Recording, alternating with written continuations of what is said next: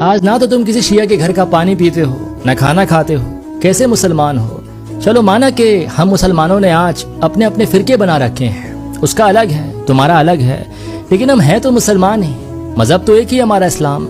جب تم اپنے ہی مذہب کے لوگوں کے ساتھ صحیح طرح پیش نہیں آ رہے، ان کے ساتھ انسانیت کا رشتہ نہیں رکھ پا رہے، تو دوسرے مذاہب کے لوگوں کے ساتھ تو کیا ہی کرو گے، کیسے پیش آؤ گے؟ جبکہ ہمارا دین اسلام تو ہمیں دوسرے مذاہب کی بھی عزت کرنا سکھاتا ہے، لیکن افسوس ہم سے اپنے مذہب کی عزت نہ ہو سکی تو دوسرے کی کیا خاک ہی کریں گے۔ آج مسلمان اپنے ہی بھائی مسلمان کا دشمن بنا بیٹھا ہے، دلوں میں نفرتیں پال بیٹھا ہے۔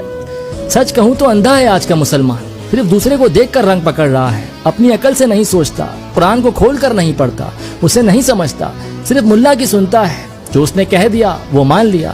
آج مسلمان کے گھر ملا ہی تو چلا رہے ہیں، کیونکہ قرآن انہی ملاؤں کے لیے تو اتارا گیا ہے، وہ جو کہیں گے وہی ہوگا، پھر چاہے ہمارا گھر برباد ہی کیوں نہ ہو جائے۔ ارے بے وقوفو، رب نے اتاری تمہارے لیے کتاب کہ اسے پڑھو، اسے سمجھو اور اس کے مطابق اپنی زندگی بسر کرو۔ زندگی میں کوئی مشکل آ جائے، کہیں پھنس جاؤ تو اس سے فیصلہ لیا کرو، تمہاری تمام مشکلوں کا حل ہے یہ کتاب۔ نبیوں پیغمبروں کے بارے میں پڑھو کہ انہوں نے ایک ہی دسترخوان پر یہودیوں کافروں کے ساتھ کھانا کھایا، مذہب کا معاملہ الگ لیکن انسانیت کا رشتہ قائم رکھا۔ اور آج تم ایک مسلمان سے کنارہ کیے بیٹھے ہو، اس کے گھر کا کھانا نہیں کھا رہے، پانی نہیں پی رہے۔ تو میری ایک بات ہمیشہ یاد رکھنا، کل کو اگر کوئی تمہارا بیمار پڑ جائے، مر رہا ہو، کتنا ہی اپنا کیوں نہ ہو، کتنا ہی قریبی کیوں نہ ہو، اور ڈاکٹر بولے سے اتنا خون چڑھے گا، تو اپنے ہی فرقے کے لوگوں کو ڈھونڈنا شروع کر دینا جو بلڈ ڈونیٹ کر سکیں، ورنہ اسے وہیں مرتا چھوڑ دینا، کیونکہ بلڈ بینک میں تو تمہیں نہیں پتا کہ کس شیعہ، کس سنی، کس ہندو، کس کافر کا خون تمہاری رگوں میں اتار دیا جائے۔ تو اس ٹائم اپنی اس نیچ گھٹیا سوچ کو یاد رکھنا۔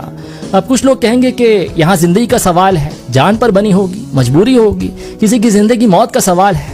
تو سنو، تم اتنے مطلب پرست انسان ہونا کہ جب تمہاری جان پر بنی ہوگی تو تم اپنا مذہب بھی بیچ ڈالو گے، خدا رسول کو نہیں پہچانو گے کہ ابھی خود کو بچا لوں، بعد میں توبہ یا کوئی کفارہ ادا کر دوں گا، یا پھر کسی ملا کے پاس پہنچ جاؤں گا۔